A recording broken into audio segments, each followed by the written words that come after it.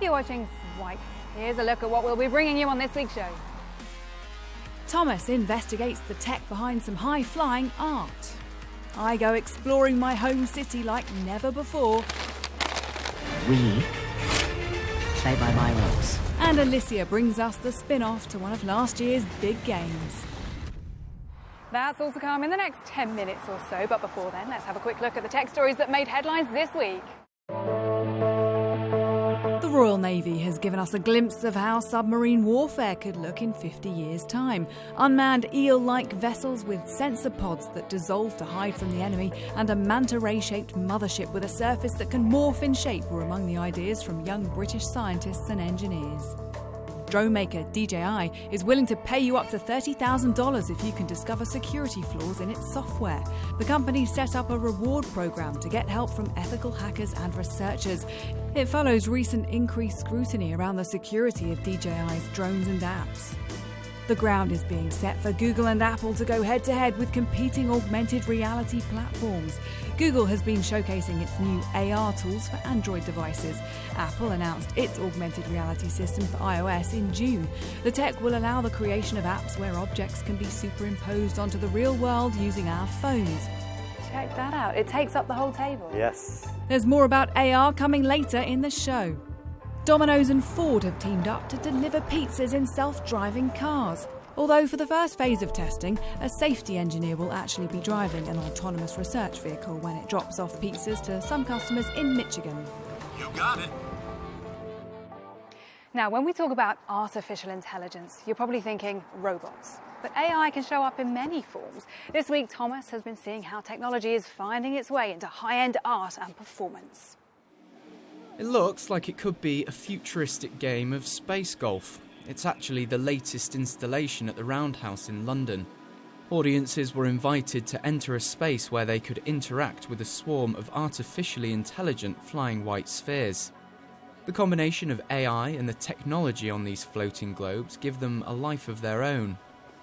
Everything is linked to technology now, suddenly things becoming clever. And they even things now can show certain behavior that we're only used from things that are alive. So in terms of using technology, we use it like people before us used, or people are using paint. It's more like a tool to achieve what we want to do. The idea always comes first. Random International has a history of technological interactivity in its exhibits. Its globally successful rain rooms showered down water from the ceiling, but digitally tracked visitors as they crossed through the space, keeping them perfectly dry. The latest showing, Plus Minus Human, invites people to, through the use of AI, believe the spheres that surround them are real, have their own personality, instead of seeing them merely as floating robots. Here, performance, art and technology combine. A familiar relationship that we've seen elsewhere in cinema, on TV, around art galleries. But it's a recent collaboration on stage that hopes to bring them all together in a way that no one's ever really seen before. In a world first, performance capture technology was used to render an animated character live on stage. The Royal Shakespeare Company teamed up with Intel and Imaginarium Studios to create the sprite Ariel from The Tempest to act alongside real actors. As the art community explores this relationship further, we could see technology becoming synonymous with the magic of art and performance. I think we need to learn a lot about ourselves, how we react to certain things. How a machine can trigger something that creates an emotion that we would usually only have towards something that is alive or towards a human. So, it may not just be our jobs that the robots are coming for. Thomas Newton, Sky News. When was the last time you used one of these to get around town? Probably a very long time ago, given that maps have been replaced by apps. And now with augmented reality, technology is making finding our way around much more interactive. All right, so I'm just going to pull up the application, and the camera is going to sense that it's a flat table. Oh. Yeah, and then, like magic, our whole world is going to show up on this table now. Check that out. It takes up the whole table. Yes. What's the significance of the table, though? Because there are apps that can give you 3D images without needing a flat surface, right? Right. This is the first stage of being able to show data in augmented reality. Where I'm going to be able to go eventually with this is now just point my phone camera at a building, at a location, and start getting information about it. It's going to be talking to us. So you're saying that the technology needs an anchor point? Yes. Whether it's a table or a building? Yes. I see. Why would I need to hold it up in front of the building? Because I've obviously found that building. Yeah, if I wanted more information about it, such as restaurant reviews, such as... Oh, I see. Kind of crowdsourcing information. Absolutely. Then. So would you have your own platform where people put in their own reviews about different places? Yeah, so they can put their own content using our map designer tool today, whether that's review information or any other relevant information for a place. This is our office in Dundee, Scotland, where our core engineering team sits. So we go up the floors.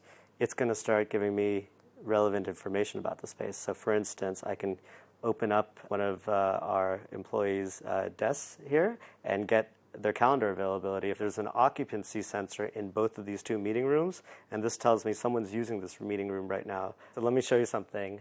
So we actually see airports like shopping centers. Once you get past security, it essentially becomes a shopping center for you. I guess so, yeah. I'm going to take you now into LAX here. One of the challenges you see with a lot of maps out there today is that you can't really navigate indoors, and that's because GPS doesn't work indoors. So now I can actually navigate from this coffee bean up the floors, through security, all the way to my gate. Does it worry you that Google or Apple could suddenly start rolling out this technology as standard, making you and your company redundant? Actually, we don't think that's possible because by default, Apple and Google make all of their mapping data publicly available to their entire user base. Whereas what we do is we provide the flexibility for a building owner to decide who actually gets access to that data and make it private. But with your City of London map and the other around the world cities, you want to crowdsource that information. So that's public, isn't it? Absolutely. Google and Apple could start doing that. Yeah, so I think the key thing there is that we find that our maps tend to be more engaging because we're really from a game development background. You just think your maps look better than Apple and Google, basically. It's okay. You can say yes. Absolutely.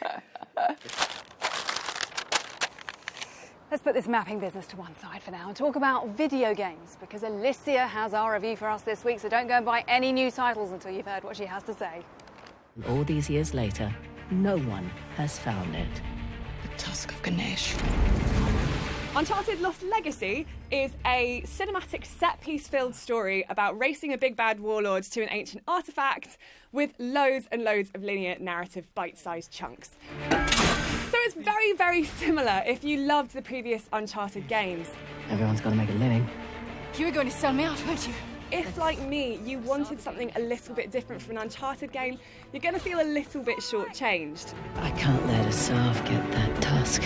It's got a really fantastic leading duo. Chloe and Nadine are the two new heroines of this action blockbuster, and they're ace. We play by my rules.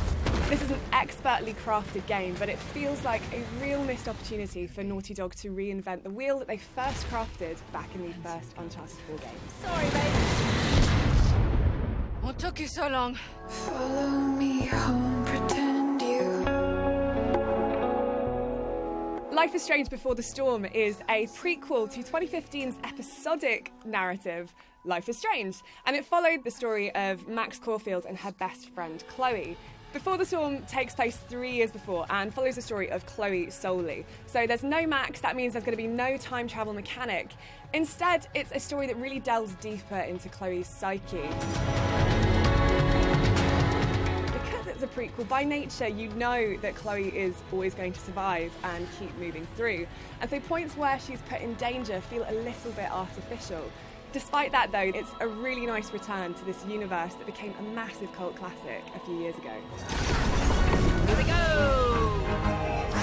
For a game that feels a bit like a fever dream, Mario plus Rabbids Kingdom Battle is actually surprisingly enjoyable. Time to play! It takes a leaf out of the book of the XCOM series in that it's a strategic kind of RPG battler where you take control of a team of 3. This team is made up of Mario and some Rabbids. What's great about Mario plus Rabbids, though, is that it takes these two, I guess, seemingly oxymoronic elements of the really hardcore appeal of XCOM with Mario's really light kind of just charm, and somehow turns that into a game that really, really works. Super Luigi. Wow. That's it for this week's show. Join us again for more Swipe next week. And in the meantime, follow us on Twitter @Sky News Swipe. Bye-bye.